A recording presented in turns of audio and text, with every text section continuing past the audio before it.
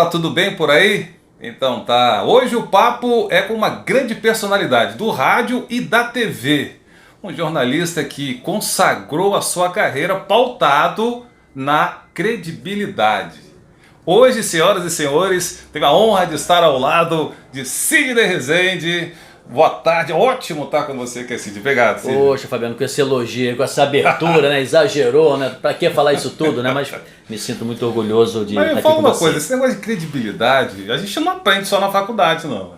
É um negócio que, ainda mais hoje. Hoje você tem vários canais, mídias, né? Que são, que cada um pode dar a sua opinião.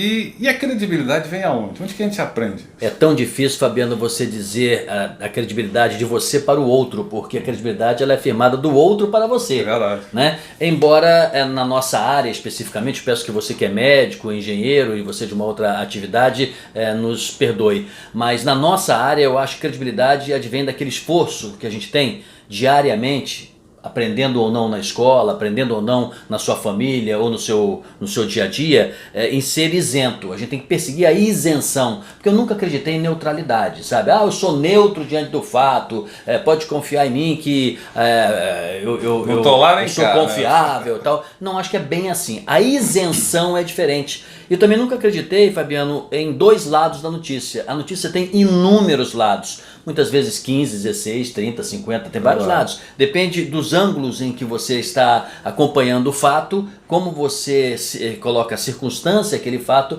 Então eu acho que a credibilidade é do outro para você com esses elementos. Então na nossa área eu acho que quanto mais isento você for, mais as pessoas te querem bem, né? E acreditam em você. Claro, e você tá aí, né? Pautado nessa virtude. Você também, todo mundo. Cara, como é que começou a sua história no rádio? Eu estudei comunicação, mas sem, na minha infância, acreditar ou escolher um dia essa profissão. Eu nunca imaginei trabalhar em rádio, nunca imaginei que eu seria jornalista um dia. Eu queria ser diretor de cinema, porque as minhas maiores... minhas maiores referências, elas estavam no cinema brasileiro, no cinema novo. E eu ainda acho que as pessoas de cinema são as pessoas que pensam fora da caixa, que são mais ousadas, são pessoas que têm um pensamento sintonizado com a sociedade, com o que acontece na vida. Então eu queria ser diretor de cinema. E uma amiga, Maria Edna Brito, que mais tarde veio fazer o único dicionário indígena do Brasil da língua Yanomami, ela teve esse privilégio de fazer esse trabalho brilhante, foi o trabalho mais, e é o único e mais completo sobre o assunto. Ela estudava um curso de filosofia comigo, um desses cursos que a gente fazia na Universidade de Santa Úrsula, e eu disse que não ia fazer faculdade porque eu queria ser diretor de cinema. E aí ela disse assim, não, mas você é um rapaz novo, poxa, você tem que fazer, estudo. Não, não quero fazer isso. Eu sou de Campo Grande, Mato Grosso do Sul. Né? E aí eu fiz, e eu tinha que optar no segundo período, no segundo ano na verdade, se iria fazer publicidade ou se iria fazer jornalismo. Aí eu optei por jornalismo e uma amiga minha, Ana Diava Câmara, um dia falou, olha, eu consegui uma oportunidade, nós fazemos um programa na Rádio Roquete Pinto, só que é 5 da manhã, 5:30 da manhã. O nome que na época nós escolhemos foi Gente da Terra, Terra da Gente, que era um programa para quem trabalhava na lavoura, quem tinha pequenas plantações e tal. Então ouvia a chamada música caipira, que mais tarde se transforma em música sertaneja, né? Tocávamos programa músicas, musical, então. Era um programa musical com dicas de como plantar, de como cuidar da semente. Então eu comecei por ali na Rádio Roquete Pinto. Que ano foi isso? Olha, foi em finalzinho de 85, vamos dizer assim, pouco antes do final de 85. Logo depois houve uma mudança de governo, porque no ano seguinte... Roquete é uma rádio do governo. É uma rádio do Estado, do governo do Estado do Rio de Janeiro. E quando assumiu o governador Brizola, Leonel Brizola, se desfez aquela programação, mas o Procópio Mineiro, infelizmente já falecido, vindo da Rádio Jornal do Brasil, ele, quando assumiu a rádio, ele ouviu a rádio inteira. E ele achou que das pessoas que ele tinha ouvido, eu era uma delas que podia ser aproveitada. Ele falou, você gostaria de ficar aqui? Você imagina se não, né? Eu disse, poxa, claro. Eu tô aqui. Ó. E aí ele me deu essa oportunidade. E as pessoas que lá estavam vieram da Rádio Jornal do Brasil AM, porque havia acontecido o caso Proconsulte. O Neri Vitor, o Clarice Abdala, Perdão, a Clarice Abdala foi depois, a Clarice já foi na Rádio JB. Várias pessoas vieram de lá, o Pericota, o Ricardo Bueno, E eu aprendi no meu início da profissão com grandes mestres. Eu atribuo assim essa oportunidade entrar no veículo rádio pela porta da frente. Que legal. Aí Roquete Pinto, você ficou quanto tempo lá? Aí na Roquete Pinto, eu precisaria ver quantos anos exatamente fiquei, não foi muito tempo, do segundo para o terceiro ano. A rádio principal de jornalismo da época era a Rádio Jornal do Brasil, justamente a AM, que hoje não existe mais, só tem a FM.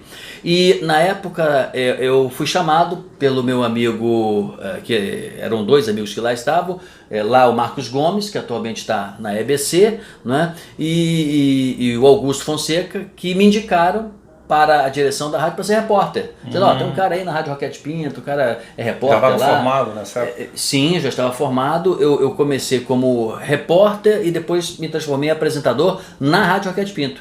Porque teve uma grande transmissão e um grande acontecimento, para os mais jovens talvez algo tão distante, para os livros de história, né? Que foi a morte do presidente Tancredo Neves, que não chegou nem a assumir, ele teve um problema de saúde grave. Eu fui deslocado para São Paulo para ser repórter, ficamos lá 17 dias, eles consideraram que eu me destaquei entre aqueles 3 repórteres, eu era o mais fraco na época, o menos experiente, e eu ficava de madrugada. Só que no dia que ele morreu, eu estava naquele preciso horário, porque houve uma colega que tinha trabalhado bastante no dia anterior. Aí você deu o famoso furo de reportagem. Poxa, cara, daí não chegou a ser um furo, muitos deram, mas eu estava onde o fato estava, vamos dizer assim. Isso me ajudou muito. Quando eu voltei, o Procópio Mineiro disse assim, você se destacou bem, você saiu bem, você gostaria de trabalhar aqui como apresentador? Porque o Pericó, o Ricardo Bueno, o Ricardo também já morreu muito novo, morreu com 50 anos, o Peri está aí ativo, eles eram ambos apresentadores muito bons, mas eles estavam discordando, um falava de economia ou de política, eles não estavam no mesmo segmento ideológico, mas não estava havendo sintonia entre eles. E aí eu entrei um pouco como, bota o cara, esse garoto aí pra fazer uma escada, né? Foi assim que eu comecei. E quando eu fui para Jornal do Brasil, indicado, era o Difonso que estava lá. Eu acabei não indo, ficamos então só uma boa relação. Eu me lembro que eu fiz uma média lá, estava a Fátima França, que está aí também nativa, assessoria de imprensa, era chefe de reportagem. Eu levei uma caixinha de bombom, dei uma caixinha de bombom para ela. Olha, eu não fiquei, mas fica aqui a lembrança. Obrigado, então deixei uma ótima impressão na redação. Fiz o meu marketing ali e ficou, né? Pô, aquele cara abusadinho que deixou aqui a caixa de bombom. Mas não foi por causa disso que eu voltei. Aí mais adiante surgiu uma outra oportunidade, já era na JB, era o Carlos Drummond, não o poeta, mas o homônimo, que era o chefe, e o Marcos Gomes fazia o Encontro com a Imprensa, que era o principal programa da emissora. E eu pedi apenas que pudesse fazer, quando possível, 1 ou 2 vezes por semana, como repórter convidado do Encontro com a Imprensa. Então eu fui lá para ser repórter de política, não é? Embora fazíamos de tudo, mas eu fazia mais política. Eu comecei também meio nobre ali, né? Meio por cima da carne seca, porque sempre política é uma coisa assim, que mexe com as pessoas, é muito desafiador. Fui meio que um setorista da área. E aí o Marcos Gomes da Datura falou assim, olha, precisa de muita pressão aqui para ser apresentador do Encontro com a Imprensa. E eu já estava indo todo dia, porque um dia ele gostava, me chamava para o segundo dia também. Um dia o Marcos Gomes, devo muito a ele isso, disse assim, olha, eu já indiquei você lá dentro para me substituir, eu vou fazer outra coisa. Eu falei, pô, tá maluco, rapaz? Não, indiquei você, que você veja que você gosta de fazer isso. E fui apresentador da Rádio Jornal Brasil, do Encontro com a Imprensa, 5 anos. Foi ali que eu conheci as maiores personalidades da história, mais até do que muitos anos depois. Trabalhou com o Antônio Couto, né, o jornalista. Sim, poxa, com ele, com o irmão também, Carlos Couto. Carlos Couto é um próspero empresário, né? Verdade. Fez uma opção aí diferente da nossa e talvez tenha em termos financeiros, com certeza, mas ele fez opção muito bem sucedida, embora a gente goste muito que a gente faça, né? Claro. Mas ele fez uma outra e foi muito bem. E lá fez amizade com o Antônio, que está até hoje. Tá na Brasil, né? Antônio é um dos melhores profissionais, um redator, um texto fantástico, um repórter também sagaz. Me derruba de vez em quando umas notas. Não, isso eu não acredito, isso aqui é intriga. Não acredito, Antônio, não acredito. Só se você mudou muito, tá desleixado, o que tá acontecendo? Vascaíno ele, aí quando vai falar do Flamengo ele bota uma vírgula onde eu sou banguense, aí dou caixinha de bombom, não tem briga comigo. Aí você ficou um tempão na JB. Fiquei 5 anos, aí eu apresentei para o Jornal do Brasil um projeto que eu achava que nós tínhamos que ter mais informação. Nós tínhamos JBI, de 25 minutos, meia hora, e tínhamos eventuais entrevistas durante a programação. E correspondentes que entravam de vários lugares do mundo, aquela coisa toda. Mas eram coisas muito pequenas. E na época eles disseram, não combina muito conosco, porque havia aquele conceito que rádio AM é para falar e rádio FM é para tocar música. Então a FM não se tinha o que tem hoje. Sim. Hoje você tem emissoras dedicadas 100% ao All News no Brasil, né? Na época não tinha. Então eu levei para a Rádio Alvorada, que não existe mais esse projeto, já que a Jornal do Brasil não quis. A Alvorada gostou, mas não aceitou. Não vamos fazer. Eu voltei, eu continuei trabalhando na rádio, voltei com meu projetinho debaixo do braço e segui a vida. Mas não demoraram 60 dias, ou um pouco mais do que isso, ou um pouco menos, passa um locutor por mim e diz assim, olha, o Wellington Davi, da Rádio Panorama, que também não existe mais. Trabalhei lá também. Né? Trabalhei lá. E ele, uma rádio com qualidade de som muito boa, com música contemporânea, uma rádio de muita qualidade. Na época era uma rádio que disputava com a Rádio Jornal do Brasil FM e com a Rádio Globo FM, que eram tidas como as rádios sempre foram mais de classe, de mais qualidade, voltada para um público A, como é a Rádio Jornal do Brasil até hoje, uma rádio muito elegante, muito qualificada. E quando eu fui para lá, Fabiano, e ele me disse, olha, o Wellington gosta muito de você, é teu fã, admira o seu trabalho. Falei, poxa, eu posso apresentar um projeto para ele? Eu fui lá e apresentei o Panorama Brasil. Aí já estamos em 1990. Vou para a Rádio Panorama e comigo vai Marco Antônio Monteiro, que é meu amigo até hoje, está comigo aqui também nos nossos projetos de rádio, atualmente aqui no nosso portal. Fui com a Clarissa Abdala, ficou lá um período trabalhando nos dois lugares, produtora. O Nicolau Maranini, que foi o primeiro famoso repórter aéreo, né, que cobria a cidade através da cobertura do helicóptero, né? E a Patrícia Maurício também, para fazer economia. O Ricardo Bueno, que tinha marcado época, tanto na Roquete Pinto como na Jornal do Brasil. E nós fizemos o primeiro programa jornalístico da história do Brasil em FM. E o nosso projeto era gradativamente expandir. Eis que, no prazo assim, de um ano mais ou menos, que era o que prevalecia o nosso entendimento, a rádio disse assim, olha, nós estamos numa encruzilhada. Ou a gente parte para fazer jornalismo, que ninguém faz, tem uma coisa assim que a gente tem um pouco de dúvida, ou a gente mantém a música, a qualidade que é nosso DNA, a nossa praia, e nós despedimos. Agradeço muito ao Wellington Davi, foi corretíssimo o tempo inteiro, foi profundamente respeitoso, um cara de visão, um cara tranquilo, foi muito honesto conosco, mas nós não ficamos lá, porque coincidentemente eu estava no clube de engenharia, o José Roberto Marinho, que é o dos Marinho, dos filhos de Roberto Marinho mais jovem, ele me disse, você é aquele cara que apresentou o Encontro com a Imprensa do Jornal do Brasil, você que apresenta esse programa Panorama Brasil aí na Rádio Panorama, sou eu, você não quer conversar com a gente não, que a gente tem um projeto aí, um modelo, né, diferente. Eu falei, tá bom. E era a Rádio CBN. Mas não existia o nome CBN. Existia a vontade do José Roberto de fazer uma emissora de notícias, que era o que nós gostaríamos também, porque ele tinha visto um modelo nos Estados Unidos que eu não sabia que existia. A nossa ideia era apenas aumentar a quantidade de notícias na programação. E aí eu fui para lá, quando lá eu fui recebido por ele próprio, pelo número 1 contratado para esse projeto, Jorge Guilherme, está aí, né, uma lenda, um veterano na nossa profissão, e eu fui segundo contratado. Mas ele disse, olha, mas eu preciso levar a minha equipe, porque eu não vou fazer isso. Então, vamos ver como é que a gente pode fazer, vamos ver as oportunidades. Aí já foi qual ano? Foi perto? Aí já foi 91, 92, 91, 92 eu acho. E nós... Portanto, fui fundadora da CBN, eu, junto com o Marco Antônio e com o Ramiro Alves, que está aí também para nos contar, nós fizemos a grade de programação que existe até hoje. Nós bolamos aquilo, o que seria de 7 às 8, 8 às 9, 8 às 10, pílulas, nomes, desenhamos aquela grade. E eu fiquei como apresentador e editor executivo. E tocamos aí o que hoje é a CBN, que a gente conhece. Né? E a TV, como é que pintou? Aí foi um pouco depois, porque na CBN eu fiquei muitos anos, né? Completará em outubro de 2018 10 anos que eu estou fora do rádio.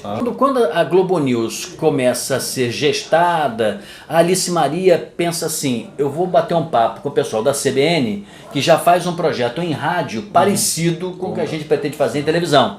Deixa eu pegar os caras que estão lá, trazer para cá, juntar com os que são de televisão, vamos ver o que dá nisso aí. E ela fez um pedido ao Jorge Guilherme, se ele tinha nomes para indicar.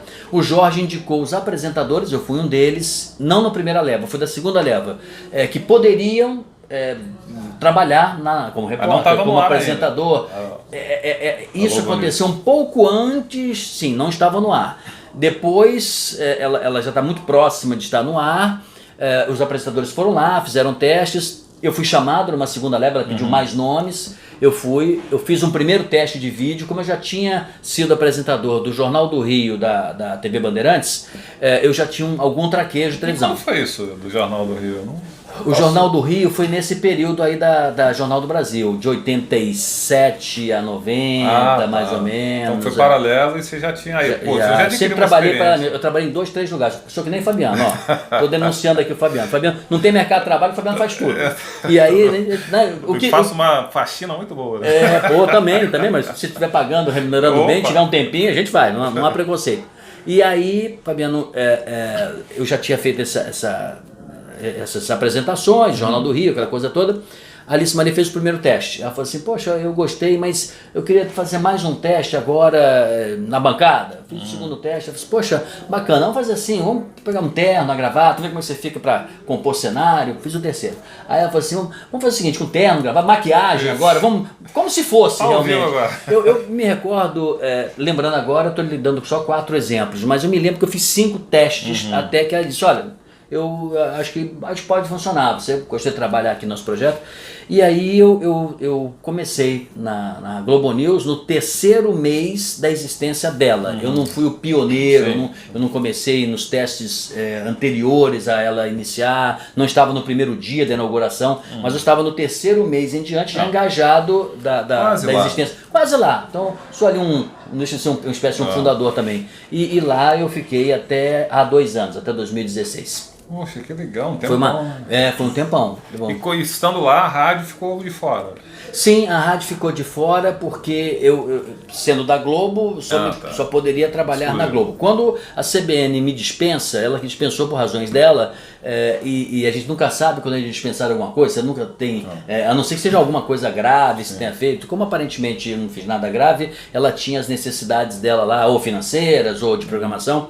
Quando eu saio de lá, eu fico impossibilitado. Fui chamado uma vez para fazer uns comentários na MPB, eles permitiram, eu fiz alguns comentários, mas a MPB era muito light, assim, você não podia tocar muito no hard news, era assim, diferente do que eu sempre fazia e faço. Eu sou um cara mais da brigada do ataque, eu estou sempre lá tratando as coisas, né, mais quentes e menos frias, menos geladas. Então, eu tive uma pequena participação lá. E agora, ultimamente, eu fiquei um mês só, foram 20 programas no ar, na EBC. Mas aí mudou também o governo, a presidente Dilma teve impeachment, assumiu o novo governo, eles também mudaram a direção da emissora e eu também fiquei fora. Quer dizer, eu tenho experiências incompletas, vamos dizer assim, em outros veículos, né? Pô, Sidney, obrigado, porque você é um cara que vale a pena, né, de qualquer forma, até do lado aqui, estar do seu lado dá um contexto, assim, gente, estou aprendendo aqui a dessa. Mas uma coisa que acontece aqui no nosso quadro tem um quadro chamado Microfone Aberto.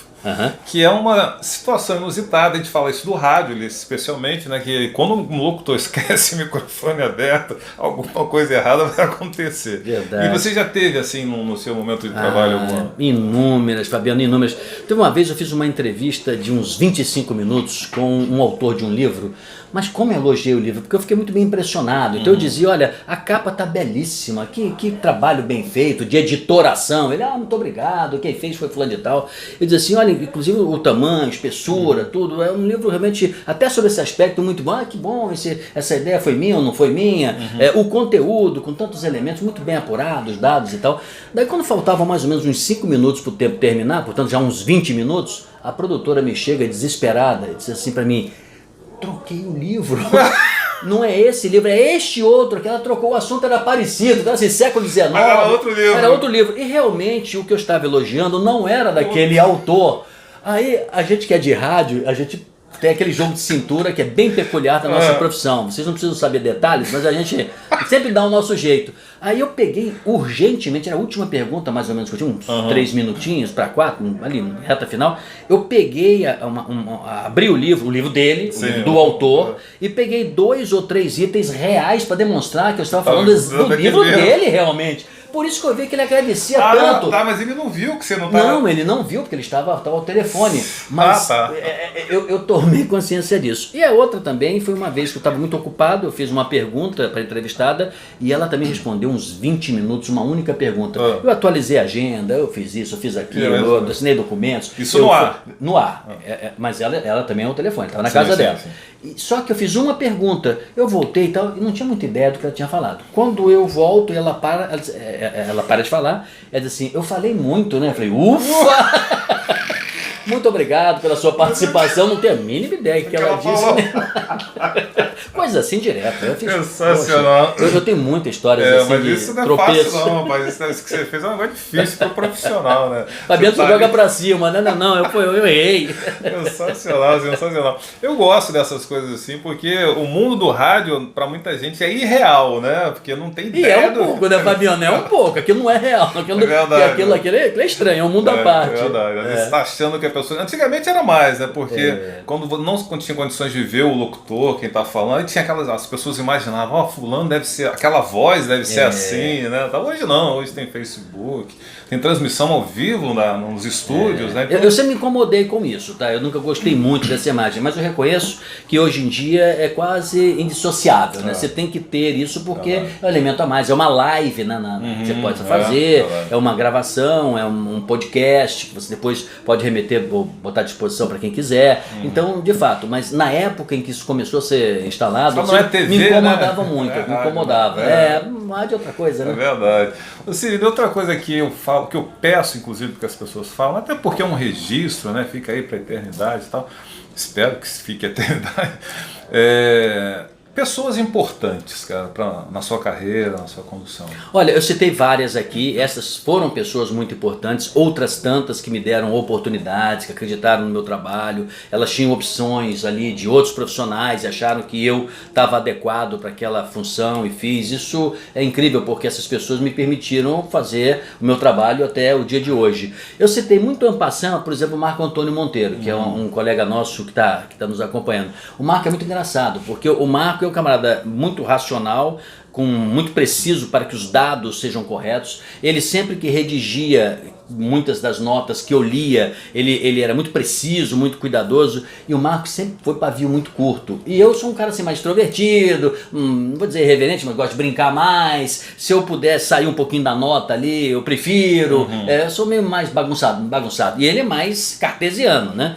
Eu me lembro, isso desde a Jornal do Brasil, isso desde a Panorama, desde a EBC, agora aqui também trabalhando conosco.